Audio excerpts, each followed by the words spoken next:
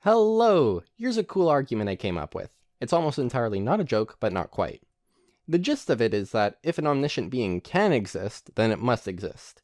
The logic behind that is interesting. Here it is as a syllogism. It might not be very clear in this form, so I'm just going to jump into explaining it. The first premise is that a being which knows all truths exists in some possible world. Why think that? Good question. Maybe because it's just intuitive, or you're able to imagine it. Another defense could be that we understand that an omniscient being would be a good thing, and good things can't be impossible. So, a possible world contains a being which knows all truths. If there's something true, then the being in this possible world knows it. Cool. You know, these faceless, nameless possible worlds are kind of bland. Let's spice things up by naming them. This is World 1, World 2, World 3, and so on. Ooh, so exciting. This possible world right here, I'm going to give a special name. At. Why the special name? Well, this is the possible world we live in. Yep, it has an Earth, and me, and you, and so on. Home sweet home right here. Now, our possible world has something special that the other possible worlds don't. That's the fact that our possible world, At, is the actual world. None of the others were actualized, just ours. Hold on, At is actual is a truth. We said a moment ago that there was a being in some possible world that knows all truths. So this being must know the truth that At is actual. That's very interesting.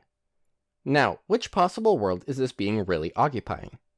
Well, it's either occupying At or some other possible world. Saying this being is an At makes sense. Saying it isn't, well, it's pretty crazy. See, knowing that At is actual while being an At is totally normal. I myself am an At and know that At is actual. But a being who knew that At is actual, while in some other possible world K, would actually believe that it didn't exist. And this just isn't a mere belief, it knows that At is actual. It has a true justified belief that it doesn't exist. But seriously, how in the world could it justify that it doesn't exist?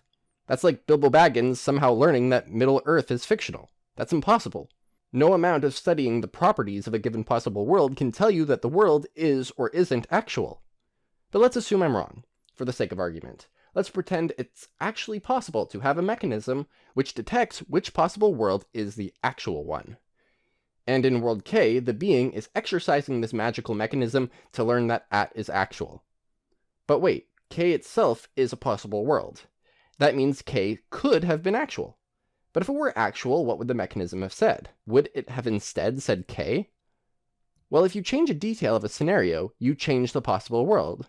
So by changing the output of the mechanism, you need to generate a new possible world. That means that if K were actual, the mechanism would still have said that At is actual. Therefore, the mechanism is wrong. So as it turns out, the ability of a non-actual mechanism to track which world is actual is really incoherent. That may have been hard to follow, but it boils down to this. In order to know what the real world is like, you need to really exist. A possibly existing being which knows all truths would know what the real world is like. So it must exist in the real world, just like you and me.